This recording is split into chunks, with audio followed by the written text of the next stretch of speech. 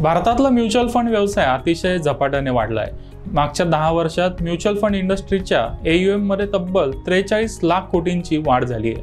भारतात सध्या SIPच्या माध्यमातून दर महिन्याला साधारण 19,000 कोटींची गुंतवणूक होते। मात्र आमच्या मते ही केवळ सुरुवात आहे। भारतातल्या 10 कोटी लोकांनी दर महिन्याला ॲव्हरेज 5,000 रुपयाची गुंतवणूक केली तरी दर महिन्याला 50,000 कोटींची SIP गुंतवणूक होऊ शकते। हा आकडा 2030 पर्यंत पार होईल असा आमचा अंदाज आहे। मात्र सगळे गुंतवणूकदार SIPच्या माध्यमातून गुंतवणूक करत आहेत, म्हणून आपण देखील तशाच पद्धतीने गुंतवणूक करावी का, हा सर्वात महत्त्वाचा प्रश्न आहे। एक रकमी गुंतवणुकीपेक्षा SIP हा तुलनेने सुरक्षित मार्ग आहे।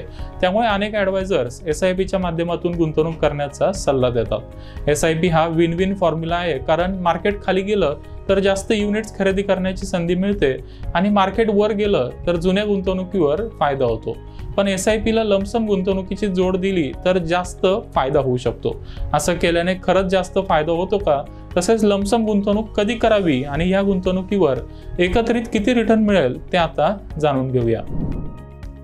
तुम्हाला जर शेअर मार्केट किंवा म्युच्युअल फंड्समध्ये एक रकमी गुंतवणूक करायची असेल तर सगळ्यात आधी रिस्क कमी करावी लागेल। मार्केटमध्ये पडझड झाल्यावर व्हॅल्यू बाईंग केलं तर कमी जोखीम घेऊन आपल्याला जास्त रिटर्न मिळू शकतो। यासाठी मनी9 मराठीवर आम्ही पूर्वी एक स्ट्रॅटेजी कव्हर केली आहे। या स्ट्रॅटेजीनुसार ज्या वेळेला निफ्टीचा किंवा इतर कोणत्याही इंडेक्सचा मंथली RSI 40च्या खाली जातो त्यावेळेला एक रकमी गुंतवणुकीसाठी ती सुवर्ण संधी असते। उदाहरणार्थ मार्च 2020 मध्ये निफ्टीचा मंथली RSI 40च्या खाली गेला होता। त्यावेळेला निफ्टी साधारण 8,500ला ट्रेड करत होता। मंथली RSI 40च्या खाली होता, त्यामुळे ही एक रकमी गुंतवणुकीची सुवर्ण संधी होती। समजा आपण असं गृहीत धरू की यावेळेला एका गुंतवणूकदाराने ICICIच्या ब्ल्यू चिप फंडमध्ये SIP चालू केली।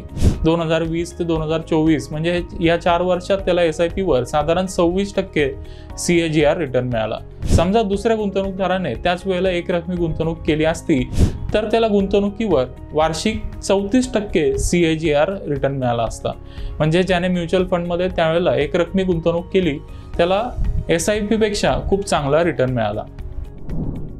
SIP हा गुंतवणुकीवर चांगला रिटर्न मिळवण्याचा लोकप्रिय मार्ग आहे, त्यामुळे आपण नियमित SIP चालू ठेवलीच पाहिजे।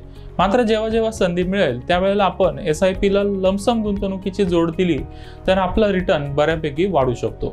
अशी संधी ज्यावेळेला येईल तेव्हा आपण महिन्याच्या SIP व्हॅल्यूच्या साधारण 30 ते 50 पट एक रकमी गुंतवणूक करू शकतो। समजा आपली महिन्याची SIP 10,000 रुपयाची असेल आणि मार्केट खाली आलं आणि आपल्या स्ट्रॅटेजीनुसार बाय सिग्नल आला तर आपण 3 ते 5 लाख रुपयाची लमसम गुंतवणूक करू शकतो। ज्या वेळेला इंडेक्सचा मंथली RSI 40च्या खाली जाईल त्यावेळेला जर आपण एक रकमी गुंतवणूक केली तर पुढच्या 5 वर्षात चांगला रिटर्न मिळतो हे ऐतिहासिक आकडेवारीतून लक्षात येतं। हाच SIP प्लस लमसमचा फॉर्म्युला तुम्ही small cap, mid cap, pharma, IT, bank Nifty सारख्या कोणत्याही इंडेक्ससाठी वापरू शकता। आता इथून पुढे तुमच्या SIPला लमसम गुंतवणुकीची जोड द्या आणि म्युच्युअल फंड्समधून चांगली वेल्थ क्रिएट करा। अशाच चांगल्या माहितीसाठी पाहत रहा मनी9 मराठी।